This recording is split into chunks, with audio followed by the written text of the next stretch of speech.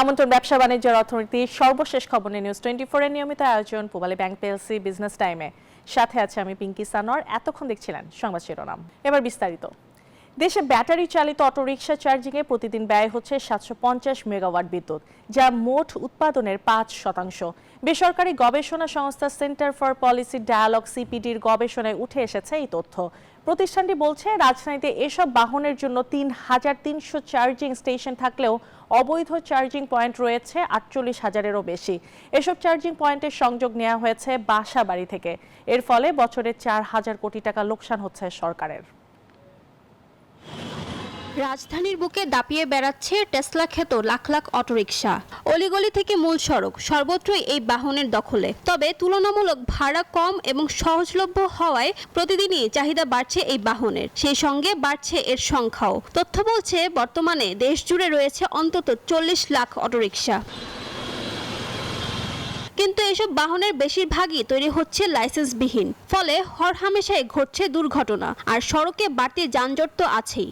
এমন বাস্তবতায় এ নিয়ে সোমবার রাজধানীতে সিপিডির এই সেমিনার। গবেষণা প্রতিষ্ঠান বলছে, ব্যাটারি চালিত অটোরিকশা চার্জিংয়ে প্রতিদিন ব্যয় হচ্ছে 750 মেগাওয়াট বিদ্যুৎ, আর অবৈধ চার্জিং পয়েন্টের কারণে বছরে 4,000 কোটি লোকসান হচ্ছে সরকারের। তো এই বিধিমালায় কিন্তু ইলেকট্রিসিটির ব্যবহার না করে যাতে অল্টারনেটিভ সোর্স, যে সৌর বিদ্যুৎ থেকে শুরু করে অন্যান্য কোনো সোর্স থেকে যদি নবায়নযোগ্য জ্বালানি ব্যবহার করে এটা চার্জ দেয়া যায়, এবং চার্জিং স্টেশন তৈরি করার কথাও বলা হয়েছে বিধিমালার ভেতরে। বিশ্লেষক ও সংশ্লিষ্টরা বলেন, দেশের সড়ক উন্নয়ন হয়েছে ঠিকই, কিন্তু মানসম্পন্ন যানবাহন ব্যবস্থাপনা হয়নি, যার কারণে এই সংকট তৈরি হয়েছে বলে মনে করেন তারা। রোড নিয়ে যতটুকু কাজ করছে আসলে ট্রান্সপোর্ট নিয়ে কাজ হয় নাই, দুঃখজনক। সেটার জন্য আমি একা দায়ী না, সরকার একা দায়ী না, সবাই দায়ী। নিয়ম দুর্নীতি থাকে, অবশ্যই সেটা আমাদের সরকার সেটা দেখবে। সেমিনারে সিপিডির গবেষণা পরিচালক ডক্টর খন্দকার গোলাম মোয়াজ্জেম বলেন, শহরমুখী কর্মসংস্থানের প্রবণতা ও অপরিকল্পিত নগরায়ন সহ নানা কারণে ঢাকামুখী 3 হুইলারের সংখ্যা প্রতিনিয়ত বাড়ছে। সবকিছুর জন্য যেন 3 হুইলারকে আবার এককভাবে দায়ী না করি, বরং এই দুর্বল ব্যবস্থার জন্য দায়ী দুর্বল বিকেন্দ্রায়ন, শহরমুখী সুবিধা ব্যবস্থা তৈরি, পাবলিক ট্রান্সপোর্ট সিস্টেমের ভঙ্গুরতা, অপরিকল্পিত নগরায়ন এবং অপরিকল্পিতভাবে বিভিন্ন ধরনের প্রতিষ্ঠান, লোকালয় গড়ে ওঠা বা রাস্তায় গড়ে ওঠা, এ সবকিছুই কিন্তু কম বেশি এর জন্য দায়ী। সেমিনারে এ বাহনের গতি নিয়ন্ত্রণে বিধিনিষেধ আরোপ করা, লাইসেন্স দেওয়ার ক্ষেত্রে এলাকা ভিত্তিক সংখ্যা নির্ধারণ ও আমদানিকৃত যন্ত্রাংশের ক্ষেত্রে ট্যাক্স বাড়ানোর তাগিদ দেন বিশ্লেষকরা। আয়রন ফসফেট ব্যাটারি ছাড়া নতুন কোনো ভেহিকেলকে অনুমোদন দেওয়া না হয়। ফারজানা রিয়া, নিউজ 24, ঢাকা। বাংলাদেশ ও জাপানের মধ্যে অর্থনৈতিক অংশীদারিত্ব চুক্তির ইপিএ খসড়া চূড়ান্ত হয়েছে। আগামী মাসে চুক্তি স্বাক্ষর হবে বলে জানিয়েছেন বাণিজ্য উপদেষ্টা শেখ বশিরউদ্দিন। দুপুরে সচিবালয় বাণিজ্য মন্ত্রণালয়ের সম্মেলন কক্ষে বাংলাদেশ জাপান অর্থনৈতিক অংশীদারিত্ব চুক্তির নেগোসিয়েশন বিষয়ক সংসদ সম্মেলনে এসব তথ্য জানান তিনি আরও বলেন, বাংলাদেশে প্রথম অন্য কোনো দেশের সঙ্গে এ ধরনের অর্থনৈতিক চুক্তি করতে যাচ্ছে। এই চুক্তির মাধ্যমে বাংলাদেশ জাপানের জন্য 97টি উপখাত উন্মুক্ত করতে সম্মত হয়েছে। অন্যদিকে জাপান বাংলাদেশের জন্য 120টি উপখাতে 4টি মোডে সার্ভিস উন্মুক্ত করার সিদ্ধান্ত নিয়েছে।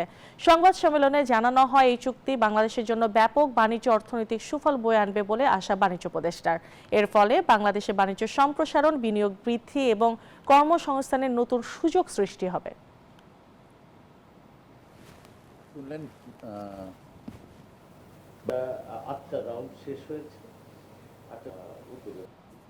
ফোন আলাপের মাধ্যমে আমাদের আজকের চুক্তির খসড়া চূড়ান্ত হলো। এটা আমাদের পারস্পরিক দুই সরকারের রাটিফিকেশনের মাধ্যমে চুক্তিটি আশা করা যায় যে আগামী মাসের শেষ নাগাদ স্বাক্ষরিত হবে।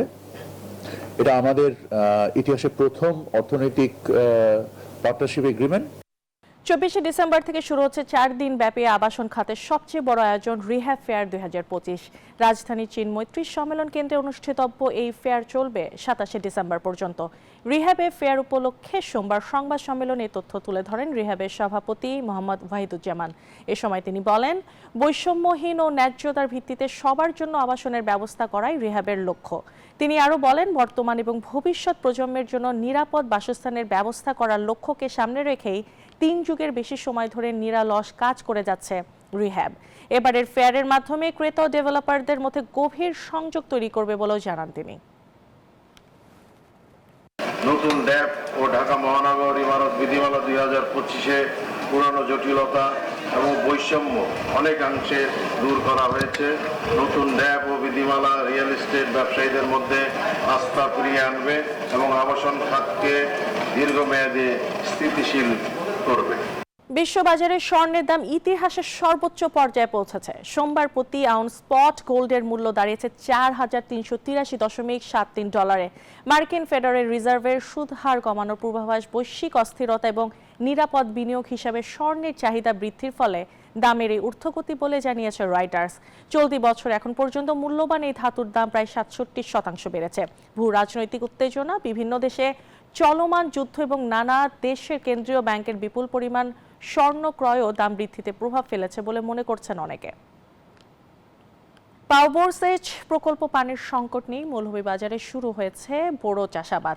চারা রোপণ আর জমি তৈরির কাজে ব্যস্ত সময় পার করছেন কৃষক। তবে পানির সংকটের কারণে মাথায় হাত কৃষকের। এই সংকট নিরসন হলে ভালো ফলন আসবে আশা কৃষকের।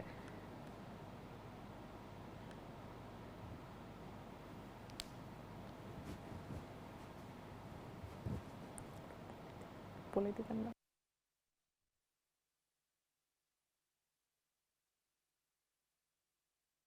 আর এই ছিল পূবালী ব্যাংক পেলসের বিজনেস টাইম এখনকার মতো আয়োজন। এতক্ষণ সাথে থাকার জন্য ধন্যবাদ সবাইকে।